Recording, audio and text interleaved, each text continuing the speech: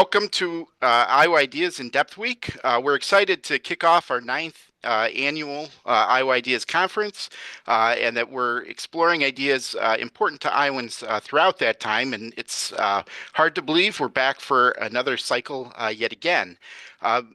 We are excited also to add the agriculture track for those that have been participating for quite some time. You'll know that we had the agriculture track in the beginning, and we're excited to add that back to the conference this year. We'd also like to give a special thank you to our presenting sponsor, ITC Midwest, for all their support of this event, and their support helps make the discussions free, and it's important for all of us to have these discussions. For those that may want to ask a question during today's conversation, you'll be able to submit those questions by entering them into the Q&A box. If you click on that on the bottom of your screen, and those will be sent over, and I will be working to get those into the conversation today. I should have started at the onset. I'm Zack Kucharski. I'm the executive editor at the Gazette, and I'll be leading today's conversation.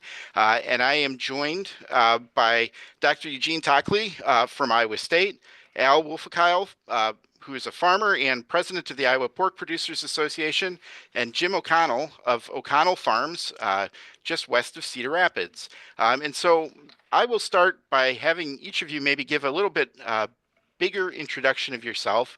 Al, I'll start with you. If you could share a little bit about your operation and your background, and that'll help kind of level set as we work through here today.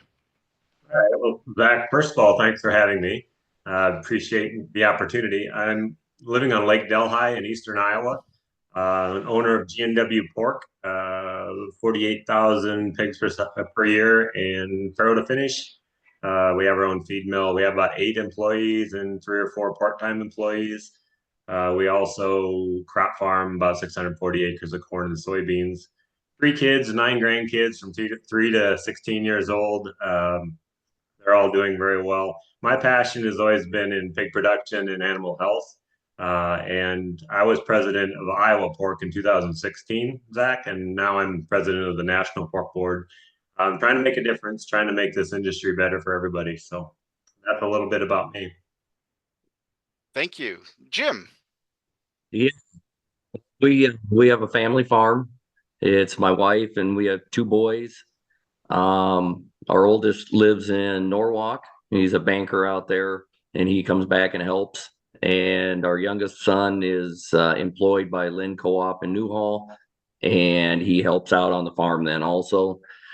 We grow corn, soybeans, a little bit of alfalfa, have a 30-head stock cow herd, and we're kind of partnering up with the city of Cedar Rapids and Mary Beth Stevenson, and trying to bridge gaps between the city and the farm to help clean our water system up. And so we've put in a wetland bioreactor and a saturated buffer, and we're trying to build on that and help clean up the water. We just did a water treatment plant tour a couple of weeks ago. Pretty amazing. But we can get in more into that. But yeah, corn, soybeans, a little bit of alfalfa cattle. All right. Well, I look forward to the conversation. Dr. Takle, how about you?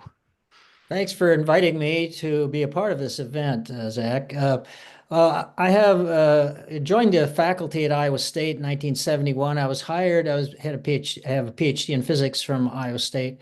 I joined the faculty there to learn more and understand how the atmosphere interacts with soils, the oceans, and vegetation. And in 1988, so several years after I started, I was sitting in a library in Copenhagen and reading Science magazine and came across an article about one of Iowa's favorite sons, James Hansen, who was then the director of the Goddard Institute for Space Studies. And he was giving congressional testimony to Congress about climate change. And this was 1988, 37 years ago. And he said that his model and many models of his colleagues were showing that the greenhouse gases buildup in the Earth's atmosphere from burning fossil fuels was going to create major societal consequences. So I read that and I thought, agricultural consequences, yo, that's my job. I better get on this. So it was how I really got started. And so I've been working for 37 years on trying to understand better the atmosphere and particularly how its impact is unique. These climate changes are unique to Iowa. So that's where I'm headed. We have a report that's going to be coming out here fairly soon. All right. Well, I look forward to the conversation. And I saw Elena just reminded folks. I figure we'll start a little bit broad, and each of you can take this in the direction that you're most comfortable with. But I'm curious, as we kick things off, what do you see as some of the biggest challenges that you are facing your operations or just agriculture in general? I think this will help folks kind of understand the different perspectives and start us in a general space. And Jim, maybe I'll start this time since I started with Al last time. I'll start with you. Great. I think the biggest thing for us right here is I think Dr. Takle has it's climate. I mean, we've seen a huge change in the last 10 years here, and we happen to be in the bullseye of when that derecho went through. We had a lot of things that went down with that wind, and it just seems like since then the winds have been, I mean, terrible actually. And I'm not talking about just storms going through. I'm common basic winds that blow 40, 50 mile an hour. I think that's part of an issue. I know another issue, the cost of things, trying to balance out inputs. It seems like everything's going higher, but our prices aren't really gaining with those prices. So trying to tighten that up. And then the conservation part. I think we're trying to be helping out. I think like Al said, we're all trying to help. And I think the one thing we're doing is we put cover crops on everything. All of our ground has cover crops, and we've been doing that for 15 years. And I think that makes a huge difference. We've been getting water samples from the Soybean Association the last 3 or 4 years, and nitrates have dropped drastically. And I think the cover crops also pose so many benefits, and I think we need to keep promoting and pushing that. Okay. Thank you, Jim. Al. Yeah, for our industry, I think its profitability is probably our number one after the last few years. And then the National Pork Board has done a lot of research on nutrition and for human health, and we discovered that the nutrients that are in pork they're beneficial from child development all the way through cognitive health in the elderly, as far as looking at muscle mass, bone strength, and everything you need. So it's kind of a superfood that we need to educate the consumers a little bit more about. And then we've also done a lot of work on environmental impact of pork production. And that's something too that we need to share with our consumers better, because on our farm, because 40% of what our carbon footprint comes from the crops that we feed our pigs. And like Jim said, we use cover crops. We do no-till, strip-till. We use the manure to feed the soil to produce the crops. And our carbon footprint was actually positive. We were actually taking carbon out of the atmosphere with what we're doing. Not every hog farmer is doing that, but it's a really good lesson to learn that if you put field borders, we have a wetlands, we have some terraces, we have a lot of waterways, and we no-till, strip-till, and cover crops, that you can be good for the environment raising pigs. And that's a message that we got to get to consumers. Okay. Dr. Takle.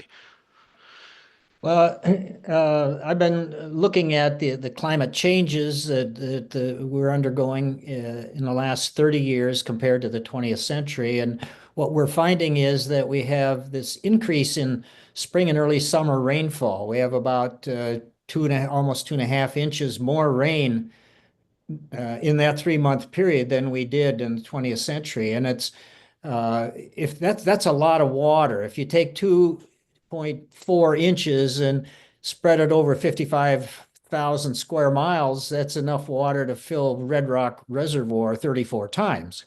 Well, it's not all going to Red Rock Reservoir, but it just points out that we've got a water management issue here that we need to get a handle on if we want to really preserve our soils and make most effective use. So that's one of the issues that I think is moving forward. The models project that this is going to increase, not go away. And so we need to start learning to live with it. On temperatures, our winters are warming more than summers. Our nights are warming more than days, and those are consequential. The warmer winters means there's going to be more snow to our south, or to our north, and that means more flooding in spring along our two rivers on the borders of the state.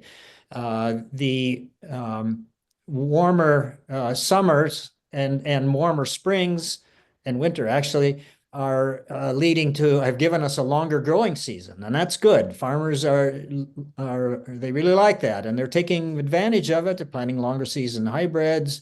They're planting with the more rainfall. They're planting higher densities. When I grew up on a farm, we were planting 15,000 plants per acre. Now it's over twice that much. And they're engineered differently. The plants are engineered differently. And to create more grain. But during the summer, those warm nights, mean that the crops are going through increased respiration, which means they're giving back carbon to the atmosphere at the time of day, the diurnal cycle, that they ought to be putting that in the grain. So warmer nights are a bad thing. Despite the fact that the growing season is longer and more plants per acre, there are positives and negatives. We've also seen increase in humidity, and that combined with the increase in temperatures means that we have more heat stress for both plants and animals. And as you well know, Al, hogs can become pretty uncomfortable if temperature even gets in the 80s or so. But so it's one of the jobs that we have in animal husbandry, is to keep the animals comfortable, and they're not going to gain weight if they're not comfortable. So those are some issues that I've looked at that we're dealing with. We have actually the increased rainfall in the spring is a good thing if it comes at the right times of day or right times of the week. A couple or one more inch of rain in April and May means that you lose 2 to 5 days of work days, field work days. So that means you have to get the crops in faster. That's a planting season. So you buy bigger machinery. I've calculated that with John Deere's new planter, you could plant a football field in about 27 seconds or something like that. So that's how you cope. That's how you adapt. We have fewer days over 100 degrees, however. And that is good for any extreme event, any short-term event like pollination in crops. But again, farmers are adapting by spreading out those pollination dates so they can avoid those days over 100 degrees. We are having more 5-day heat waves, and that's projected to increase in the future. And so that's going to be a challenge for getting past the optimum points for corn and soybeans, both vegetative growth and reproduction. And of course, it's less favorable for milk cows and chickens and laying hens and so on. So we have a challenge there, and as has already been mentioned, extreme events are becoming a problem, whether it's wind, whether it's excess rainfall. We know that even the research is showing that when we have putting more heat in the atmosphere, we get larger hailstones, we get higher winds. These are all factors that we're going to be exposed to in the future. I know that Jim had mentioned it in his comments, and I had just in preparation, it does seem like we are seeing more high wind days. Is that true, or do I have selective memory coming out of the derecho as well? It just seems like those days, 40 or 50 mile an hour, seem more common. I've had that same feeling, but I'm from experience, I have to be careful about making long-term analysis on the fly here. So generally, it's been shown that the extreme events are indeed getting more extreme. So those high winds are just becoming more prevalent. Whether the average wind for the average annual wind is increasing, I don't think so. But again, we don't have enough data and it hasn't really been analyzed. It's hard to analyze that because buildings pop up around anemometers and trees grow and it changes the landscape. So it's hard to get really refined measurements on changes in long-term changes in wind speed. But I think in general, the wind power people could probably answer that for us in a heartbeat. But my guess is that it's probably not increased in the long run. Okay. Yeah, Zach, it's been interesting. I started farming in 1979, and probably the first 10 years we're concerned about lack of moisture. And honestly, as far as grain production, corn and soybeans like the increased rainfall and carbon in the atmosphere. Gene can probably correct me if I'm wrong, but it's a good thing for growing corn and soybeans. But I think what Gene's really getting at, and we saw firsthand, we had a huge machine shed blow down a couple of years ago. We have to learn to adapt to keeping the nutrients in the soil so they don't go down in the groundwater or erode and go into the streams. And I think that's, as a crop farmer myself and somebody that cares about the environment, is we have to adapt to what's happening. And I don't think there's any disagreement that climate's changing. It's always changing. And so as farmers, we have to learn how to do a better job adapting. Well, we actually have a question from the audience, and it says both Al and Jim mentioned their use of cover crops. What led to that decision? I'm going to improvise a little on the question. What led you down that path to implement cover crops, and how do you entice farmers to do this on even a bigger scale? Yeah, and Jim talked about it too, so you can ask him the same question. Yep. But we got tired of erosion, and we're trying to hold the nitrogen in place better. We do fall apply manure, and it's so hard to figure out how much nitrogen you have in June when you really need it. So, we're trying to use some of the new technology to estimate better how much nitrogen we need, but it's a limiting factor for big corn yields is to have plenty of nitrogen for your crop when it needs it. So the last thing we want as producers is to put that nitrogen down and then have it go into the soil deep or erode away. So we want to hold that soil in place and we want to absorb the nutrients so that the crop has it when it needs it in the summertime. I think Al's exactly right. We got to pay for that, that fertilizer and that nitrogen. That's expensive. So we want it where it needs to be. I think some people don't think that that's an important thing for the farmers that, they don't care, but yet we do because it costs a lot of money. Actually, we started putting cover crops on when we had been no-tilling and strip tilling, kind of probably the same thing how Al's doing stuff. We were taking our son back to Iowa State, and the ditches out west were just black with soil. And I just finally we got to do something about that. And so when we got back, I called a neighbor and talked to a few people, and we started putting cover crops on. That's over 15 years ago. But we used the neighbor's 20-foot drill, and I'd combine during the day. I'm also a football coach, so I have to leave at 2:56 so I can get into school so we can be running up the gravelly path. And I leave 3 hours later, I'm back, actually 3.5. And then I would finish combining what we were doing or get stuff unloaded. And then I'd jump in the tractor with a 20-foot drill and start drilling. and we did 40 acres of corn and 40 acres of soybeans. And that was what we did. Now, we did that in the middle of the farm, so nobody would see the disaster that would probably follow. And then, but lo and behold, it turned out to be a really good thing. And so from that point on, we increased we had a planter, a 40-foot Kinsey planter that we had interplants in, and I could cover more ground. So that got me several more years to time frame. But I can distinctly remember planting cover crops on December 15th at 2 o'clock in the morning because the temperature got low enough, about 28, because it was too greasy during the day. And so that was an optimum temperature to be able to put it on and not ball the planter up and break anything, but yet you could get across the field.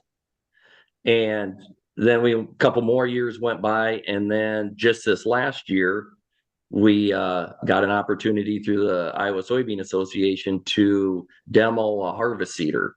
And that is a seeder that you attach to the combine. And while you're combining your cash crop, you're putting down your cover crop. And so this was the first fall we did that. And I'll tell you what, I'm a believer. And the biggest thing is time. I'm getting too damn old to sit out in the tractor at 2 and 3 in the morning. I can't do that anymore. So, and honestly, this year, the kids at football appreciated me getting sleep. I was a little happier camper. So, but yes, no, this worked. It worked out fantastic. What a time saver. And, so I think that's kind of the innovative thing that we're doing with the cover crops, building on that. We do plant green. I wait and let the cover crop get up 16 to 18 inches on corn. And if we can let her get a little taller on beans, we will before we terminate, which it's cut our herbicide costs drastically. So I found that planting green has helped with timing on spraying. Like Doc was saying, when you go out and you only have 2 or 3 days, you got to get the corn planted and we got another event coming in, you got to keep moving. Well, if you spray and terminate that cover crop and now you're starting to get some leachate, you can't spray they recommend 10 to 14 days. If you're strip tilling, you get a little more grace period in there. But I just decided, instead of eliminate all that worry, plant green. And then once that crop germinates, we can terminate it. So that's kind of how we've kind of evolved, I guess, in the last 15, 20 years. It's really clear just in the conversation to this point that data and you're using a lot of data. And I'm curious, how do you decide when you're looking at some of these practices or, the idea of cover crops, how do you decide what works? How do you decide, okay, the variables that were in place, help support the conclusion, and how do you get others to I think buy into those ideas? How do you address those skeptics? Well, I think it's a mindset. And what you're doing here today is part of it, Zach, right? Right. Trying to inform people. Yeah, I totally agree with Al. It's a mindset. The meetings I've gone to and stuff, that it's hard to get a farmer to change something if it works. And so we got to get the mindset of, this is a good thing and it can help you. And if we can do that and then it shows a positive result, more people are going to keep doing it. And hopefully then we'll be able to keep everything where it's supposed to be. There's a great example. This last spring, a year ago, the wind was blowing 55 mile an hour and it was a nice sunny day. And it was 50 some mile an hour when we were getting planting, and they almost shut down 380 going north to Waterloo because the dust was so heavy going through there. And I know on our fields, luckily we have one section that we have like 500 acres in, and that whole area was clear when you drove by there. But once you got to the next mile, there was dust again. And I think that was a kind of an evident, kind of data, I guess, if you will, that, the cover crops help tremendously. It's a win-win for everyone, but it's a mindset change too, because I know everybody will have excuses of why they shouldn't do it. And I'm like, I don't want to push everything. I don't want to push things on people because they're just like kids. When you tell them to, tell your kids to do something, what are they going to do? Opposite. They're not going to do that. So I think it's a slow process, but it is a positive process. And so I'm just, it's good to hear. It kind of it makes me feel good hearing Al saying, and he's saying the same things. And that's a good thing that, it gives you more, let's keep going. Yeah, I think, Zach, you need to have the research, and Pork Board's done a really good job with doing the research and the on-farm reports and to prove the concept. But if you drive through Iowa, you see pockets where there's a lot of cover crops, and our area is one of them. And you see pockets where there's no cover crops, and so there's still a little bit of that peer-to-peer pressure on, oh, see your neighbor do it, and he's a pretty good farmer, and maybe I should try it. And I think that's part of it, but it's slow. You get one crop a year, so you only have that one chance to convince somebody that they should try it and do what's right for the soil. Well, and Al, as we were getting ready to come on here today, I mean, you talked about the uncertainty. Is it harder when things are less certain to get change, or is it kind of the psychology of it may be easier to get people to adapt because how do you approach that, or what do you think that climate is today? That's a really good question. I mean, when we first started with the cover crops, we made some mistakes. When we first started with strip till, we made some mistakes. We watched the neighbors do it for a few years, and we saw a few mistakes they made. It's easier if you don't use them. It's one more thing to do in the fall, and it's one more thing to do in the spring, and there's a cost to it. But I think the more we can share information and share how we're doing it, and just like Jim said, I mean, he shared some information about how he's doing it, and I'm sure he has stories of maybe some challenges he had at times because we sure did. But yeah, I think it's just get the information out there and do more of what we're doing here today. Okay.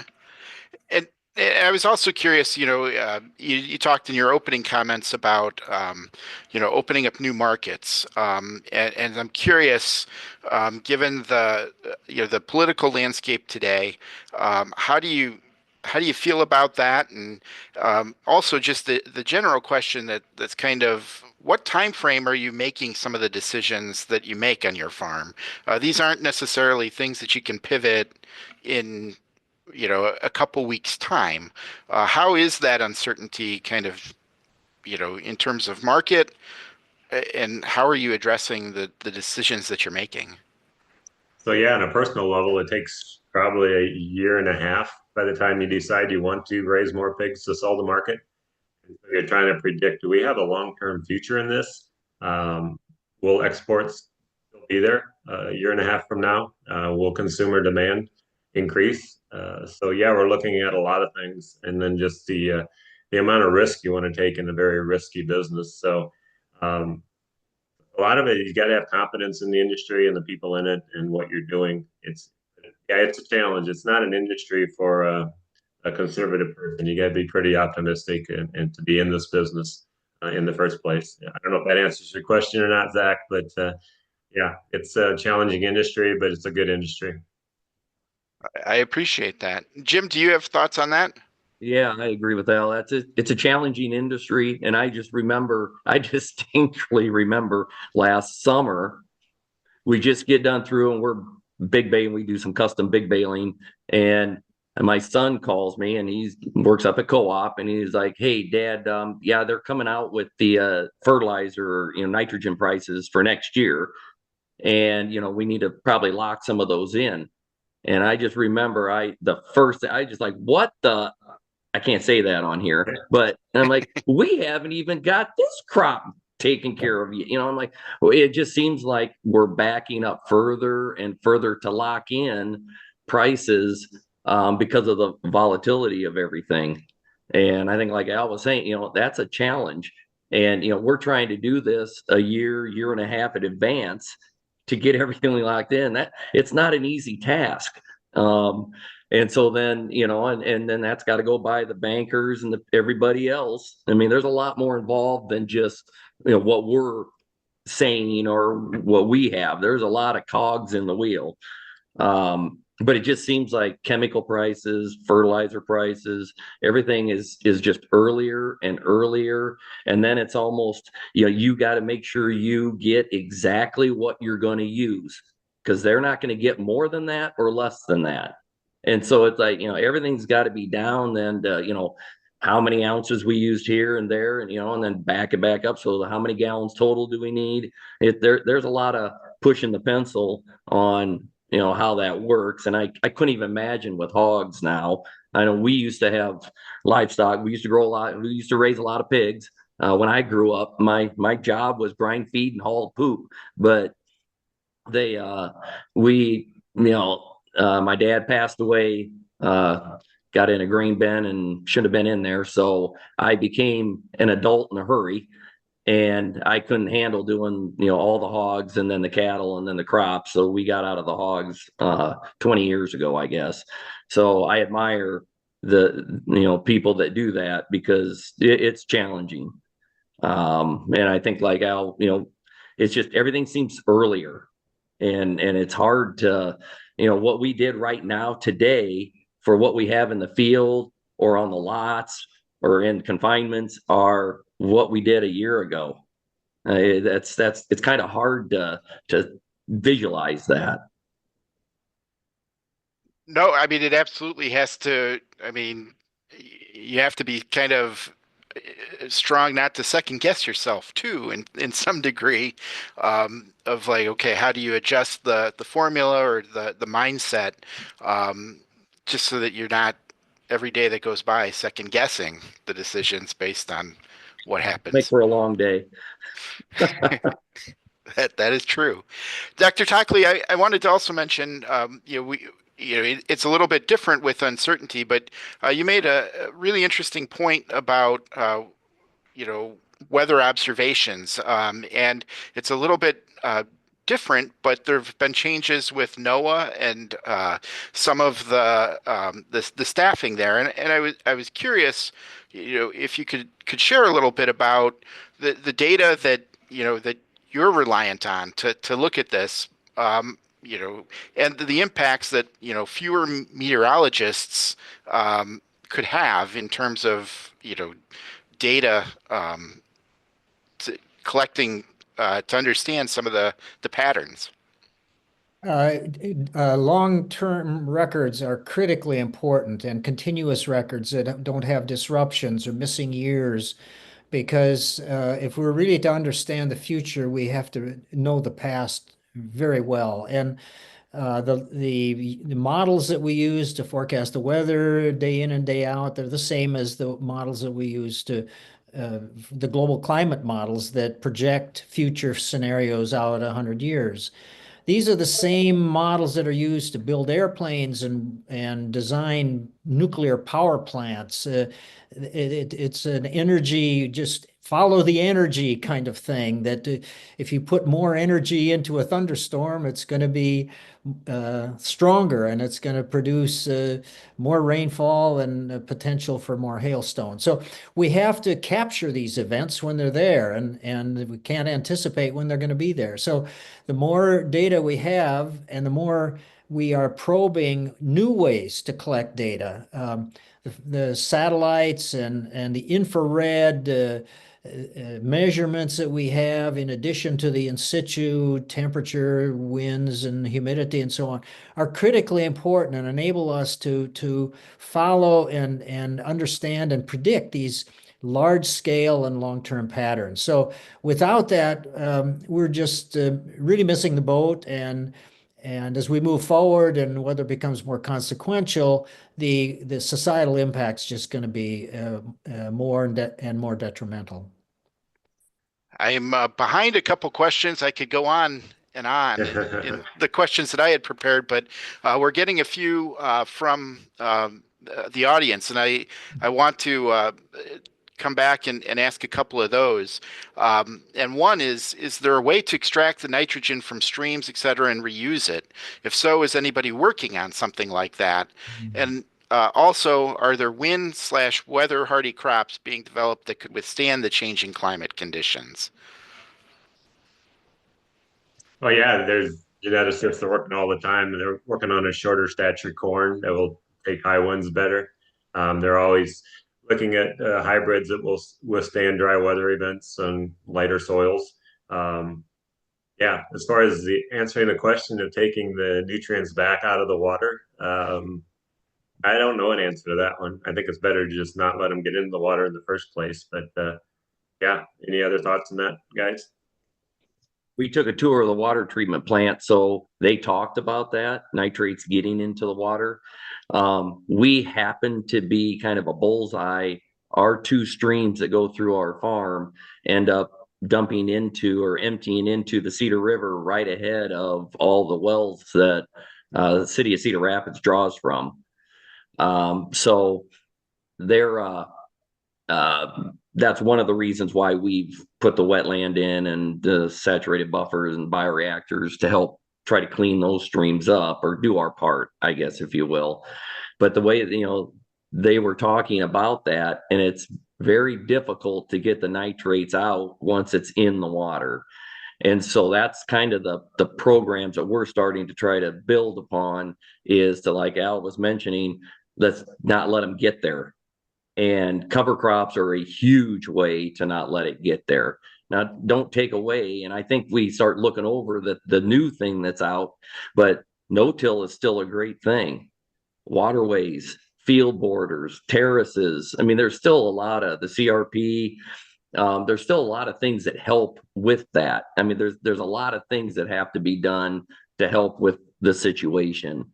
Not just, try to spend quite a bit of money to put a wetland in. I mean, that's expensive to do. So, but a lot of these other things, along with the cover crops, can lower that nitrates leaving and getting into those streams. I know we did a test, and I was just at a meeting a week ago, and they were saying that my 2024 water sample test came in from the wetland, and our wetland dumps right into a stream that goes into a bigger stream, Morgan Creek, that dumps in right in front of all the wells. And it's only 3 or 4 miles. And they've been taking those samples, and our samples coming out of our fields before the wetland, and I'm sure Al's fields are the same way, but before they even get to any of those streams, are still well below the nitrate level for the water treatment plant. So that's a good thing. To me, that's saying that we're doing a good, positive thing. But then when you add some of these other practices in, our wetland actually, you could, and I don't know if I want to believe, I won't do it, but they said you could take a glass out there and fill it up with water and drink it. It's that low now. So I don't advise that, but the whole point of it is, I think it's working. And I think if we can get more people on board to do things like this, it will drastically help.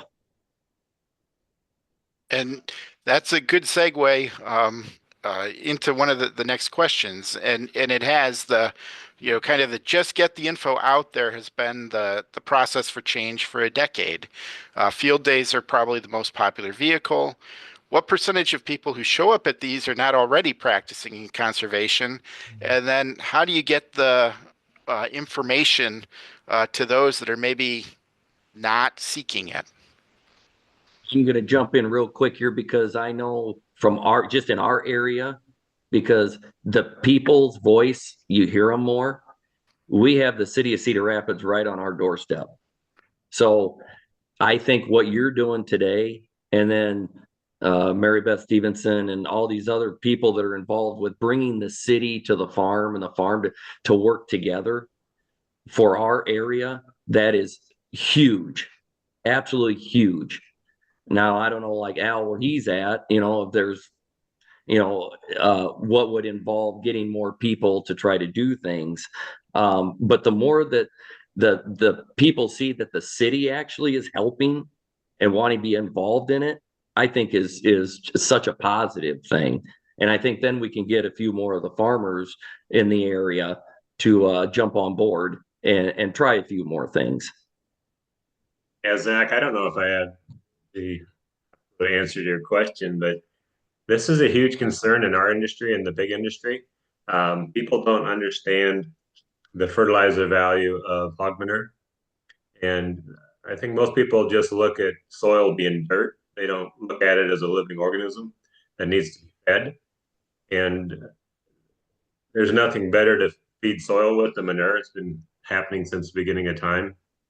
When we had the environmental specialists look at what we're doing in our farm, they have a measurement called soil conditioning index.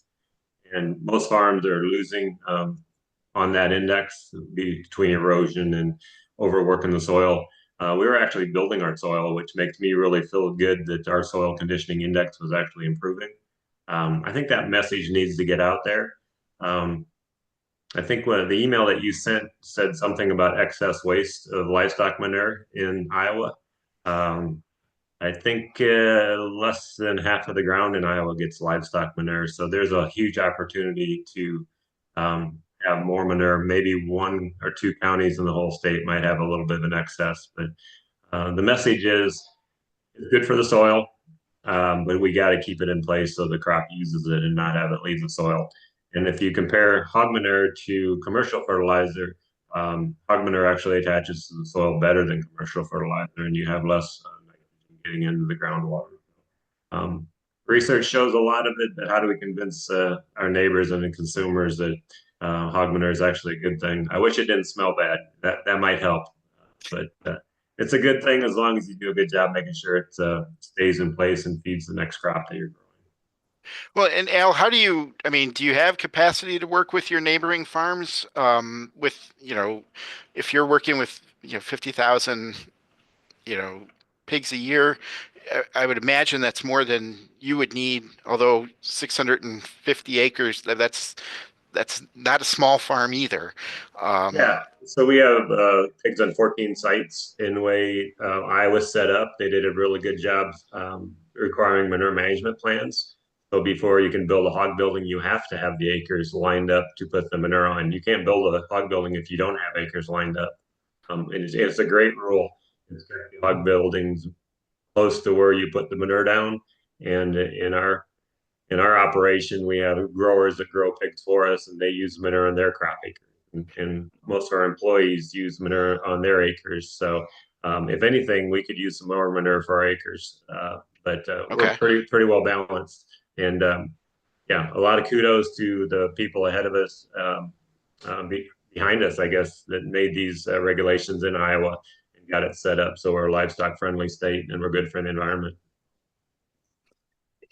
I'm curious. This is another one of these general questions, but we're in a period of time where crop prices have been low, and kind of along the lines of, is this a period where you see that innovation in terms of adding things to the tool belt, or is this a period of time where you're really focused on just getting by, and there's less maybe focus on the innovative side of things.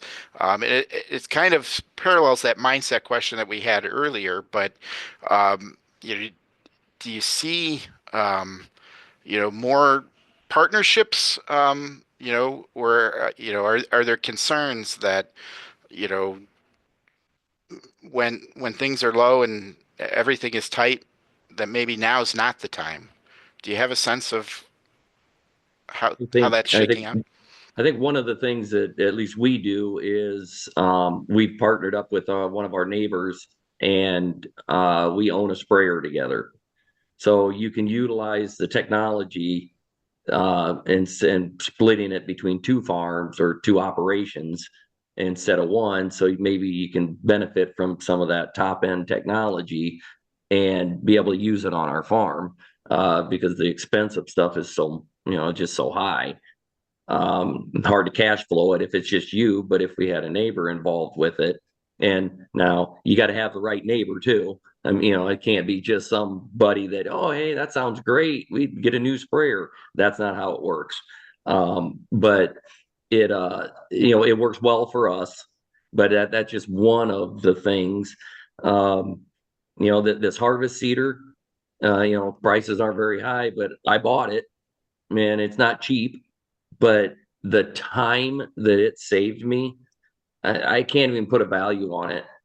And so, and we're getting something that's very important to me, that cover crop down, and we're actually getting it down sooner because we're doing it right when we're combining. So we should have good germination and stuff. Now, when we started it last year, I think we went 62 days without rain.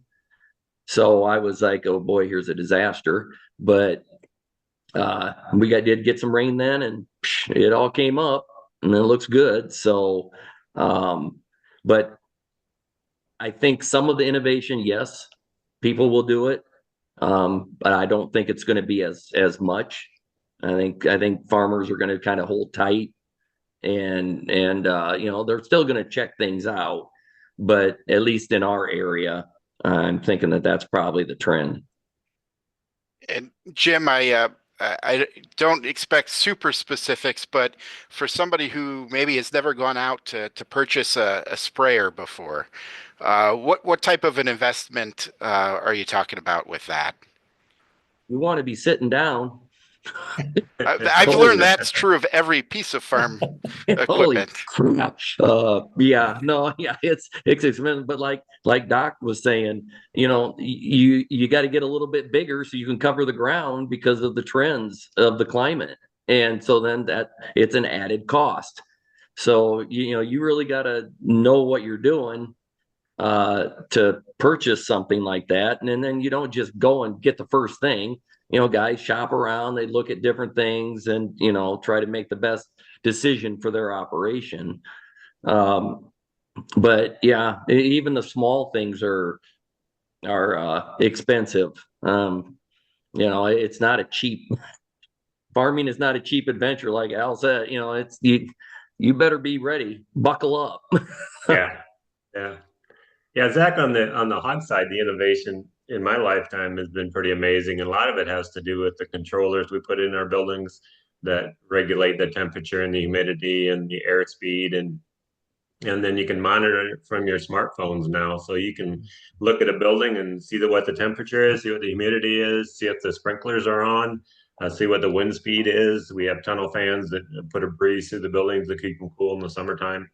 And then we have automatic generators on all the sites except the one or two that kick on if we ever have a power failure. So we never have to worry about pigs suffocating or getting too hot.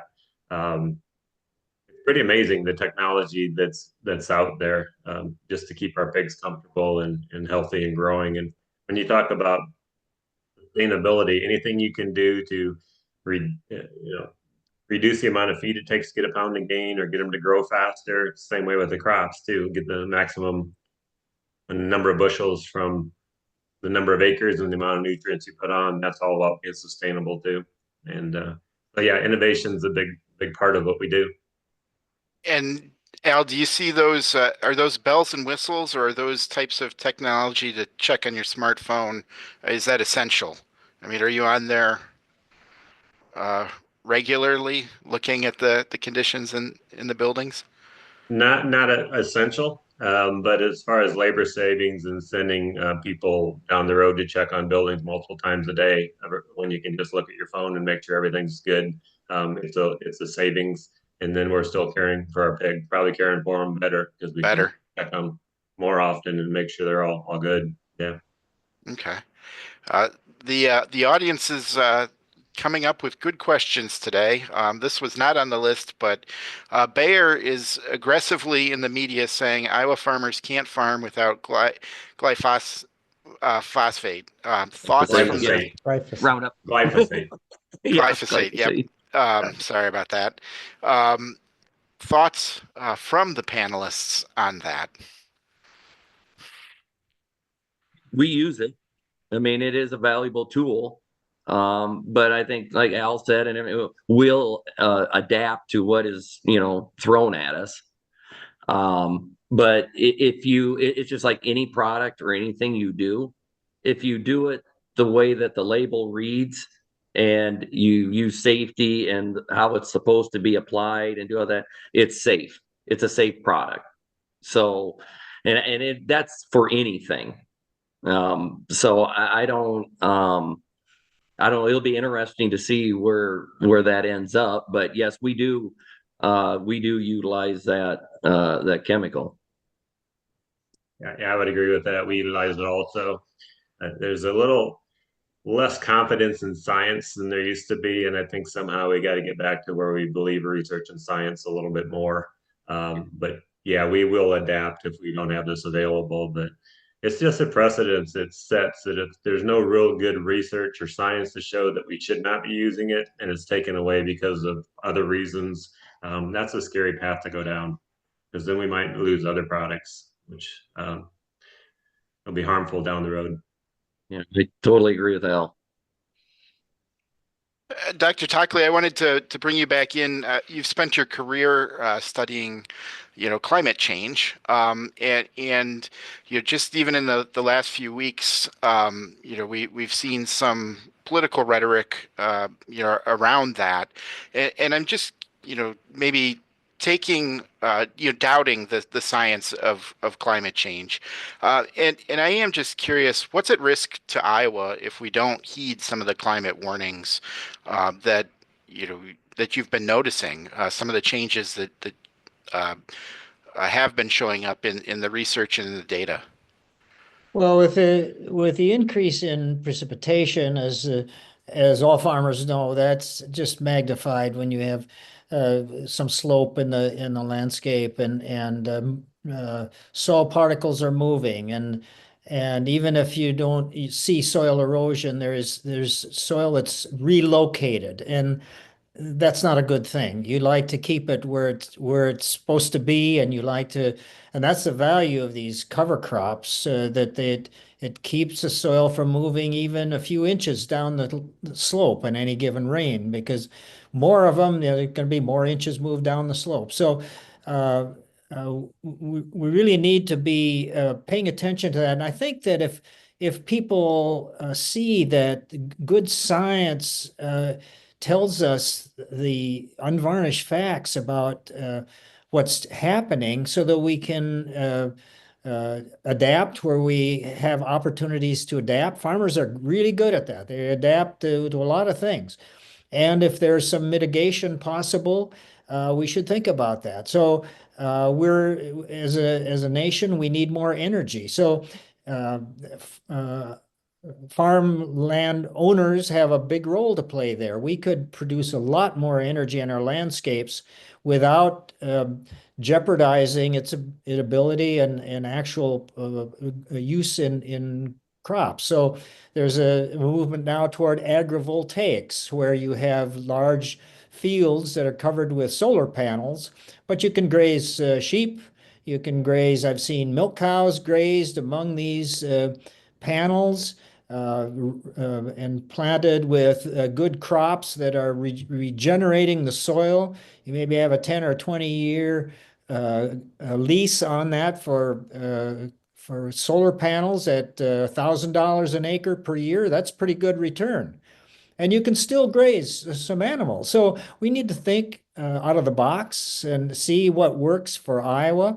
I've seen in Canada they're using these for fresh vegetables, the agrivoltaic. So I think things like that will help reveal, as cover crops do, that farmers want to do the right thing, and they're relying on the science to help them to make it profitable. And even if it isn't profitable, farmers have a way of wanting to do the right thing. And I think about cover crops on that one of the benefits I see is growing up on the farm, but not being a operator now, is the change in the landscape in the off seasons. It's green in the almost green this time of year in some fields now, and into November they're just green as can be because of the use of cover crops. And that's an aesthetic thing. And I think for those of us that are not farmers, we ought to thank the farmers for seeing this looks like a really a rest, really a resilient landscape out there, and we should let them know that we appreciate they're using it as responsible as time allows. What I do want to mention that several of the comments that folks have been submitting do include thank yous both to Jim and to Al. Good to hear. And there are at least 4 or 5 of those that have been forwarded on to me in the crowd. So I think there is a recognition to that. And so I think that as we close, this has been an extremely fast hour, and I'm never sure how they're going to go. But I guess last question for each of you. What do you think is the most important perception that does need to change, and what are people getting wrong, or maybe focusing on too much in the current landscape? And maybe Al, we started with you, and so maybe I'll let you go first to close with you. Yeah, I think the message I want to give is all of us care about the industry, and they care about our people, and we care about our land and our pigs and communities, and we're all trying to do the right thing, and we're all trying to make this world a better place. So we need to work together to do that. Some of these issues are big issues. You can't do it independently, so we all really need to unify and work together. That'd be my message. Jim? Totally agree with Al. I think that's the huge thing. We can't do things by ourselves. We want clean water, safe food for everyone. And I think the whole premise is to be able to work together, because there are big issues, and it can't be taken worked on with just 1 or 2 people. It's going to take a lot of people, and a lot of people from all different facets, not just the ag industry. It's got to be a lot of different other industries too, and getting all on the same page and working together. Dr. Takle. Yeah, I fully agree. We have to realize we're all in this together, and that when a real tragedy, whether tragedy or otherwise, comes down, how it brings communities together, and they do things that you just couldn't believe would happen. And I remember this when my mother died during harvest season, and boy, the neighbors showed up big time, and they got our corn in the bins in about 48 hours. It's just, the human spirit and the will to move on is strong, and we just need to allow that to break down these barriers, communication barriers. So we work together. So, just a compliment in a coffee shop or a church or whatever, of thanks to farmers and producers, and learning more about what they're doing and the challenges they're facing, better understanding of these, whether it's science or practice. We just need better communication so we can, because we're all in it together. We won't really do our best unless we really work as a team. Well, I appreciate it.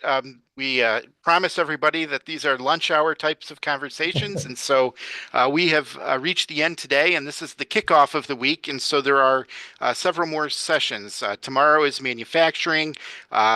Wednesday is from idea to market. Thursday is about plant science.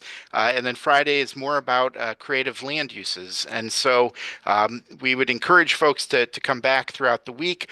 These recordings will be made available on the iowideas.com website afterwards. And so to all 3 of you, I want to say I appreciate you taking time. Al, I'm not sure that I'll be the farmhand that you want. But I appreciate you sharing your information and your practices, and being open to the conversation, and helping folks learn. I think that's crucial. And so thanks to each of you, and as well thanks to the audience for taking part with us today. We know there are a million places that you can spend your time, and so we appreciate you taking the time to spend it here with us. And we hope that you join us for the rest of the week, but also the main Iowa Ideas Conference is October 2nd and 3rd. And so hope that you'd be willing to check that out. It's online again as well. So on behalf of the Gazette team, I appreciate everybody. Have a great afternoon. Thank you. Thank you. Thank you.